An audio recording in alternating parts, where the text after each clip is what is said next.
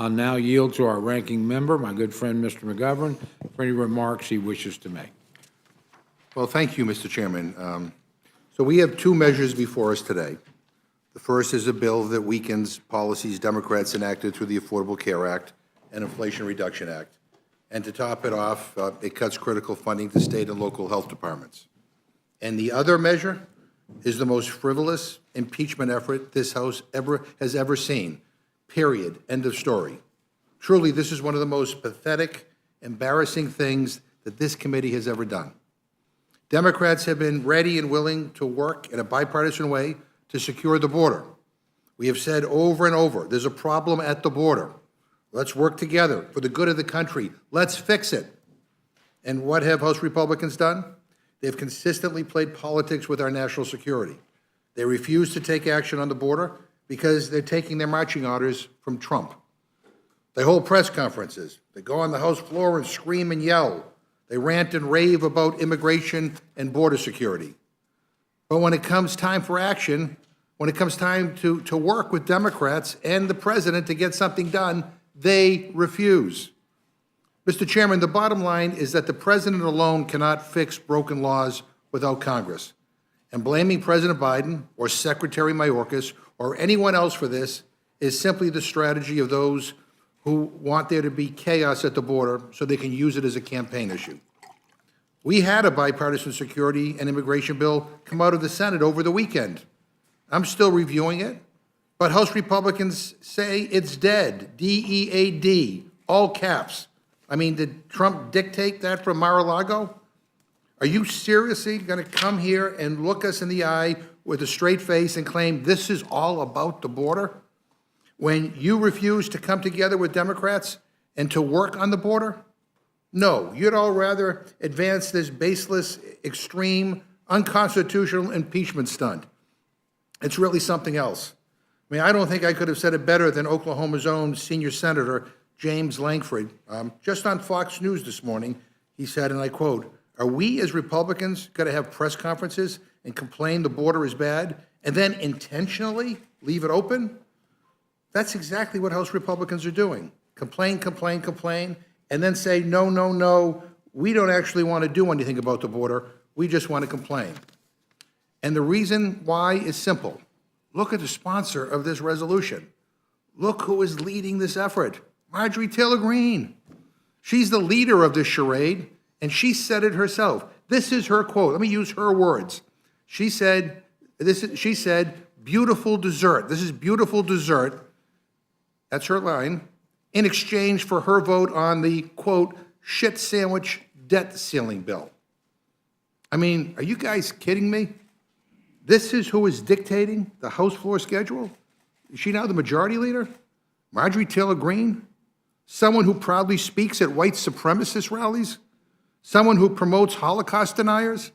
Someone who compares Joe Biden to Adolf Hitler and who says COVID mask requirements are the same thing as Nazi gas chambers?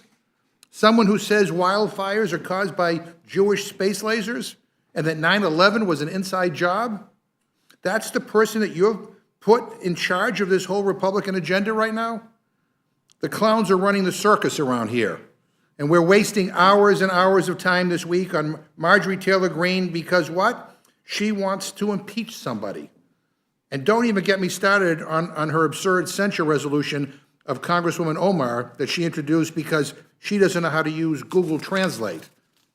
We could be actually debating and voting on a border security package, but we can't because Marjorie Taylor Greene is in charge and Speaker Mike Johnson is terrified of her and her MAGA extremist friends. And we all saw how good that worked out for the last guy. Her whole legislative agenda is revenge, retaliation, and impeachment.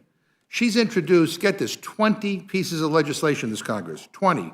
And 10 of them are to impeach or censure people she doesn't like. Half of her legislation that she's introduced is about impeachment and censure.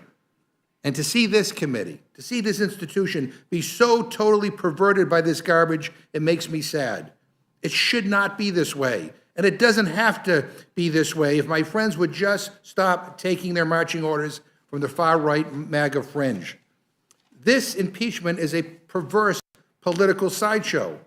I know it, the American people know it, and my Republican friends across the dais know it as well.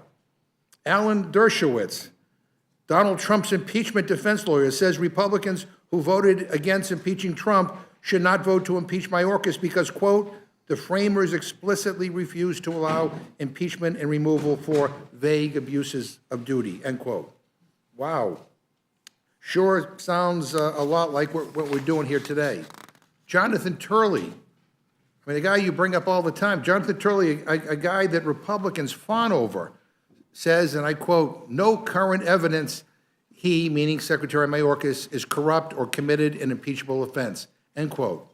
Michael Chertoff, the former Republican Secretary of Homeland Security, said this is a political stunt. He says, and I quote, the House Committee on Homeland Security has failed to put forth evidence that meets the bar, end quote. Our own colleague, Republican Ken Buck, said it short and sweet, and I quote, Secretary Mayorkas did not commit an impeachable offense and is not guilty of high crimes and misdemeanors, end quote. But House Republicans are going to ignore everyone and create a new standard. To hell with high crimes and misdemeanors. They're going to impeach someone because they have policy disagreements with him. I mean, if that's the standard, the Democrats should have impeached the last guy's entire cabinet. They were a joke. We would have impeached Trump's DHS Secretary, Kirstjen Nielsen, in a nanosecond for separating children from families at the border, a policy which our side found unconscionable and offensive. Instead, you know what we did? We made our case to the voters, and we won. Look, and I'll say the quiet part out loud. This resolution before us today is not serious. Republicans know that Secretary Mayorkas is a dedicated public servant who has served America honorably and truthfully for decades. He has testified before Congress 27 times in 35 months, more than any other cabinet member. He has responded to over 1,400 congressional inquiries since January 2021. And because my colleagues on the other side are trying to twist and distort his record and his words, let me read at length from a letter Secretary Mayorkas sent to the House Homeland Security Committee Republicans just last week. And I quote, I have been privileged to serve our country for most of my professional life. I have adhered scrupulously and fervently to the oath of office that I have taken 6 times in my public service career. My reverence for law enforcement was instilled in me by my parents, who brought me to this country to escape the communist takeover of Cuba and allow me the freedoms and opportunity that our democracy provides. My parents experienced such loss at the fisted hands of authoritarianism that the American law enforcement officer stood as a tangible symbol of safety and the rule of law in our new home.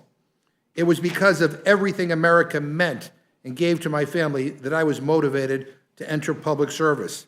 It was because of my admiration and respect for the men and women who wore a badge that I wanted to work with them to enforce our country's laws.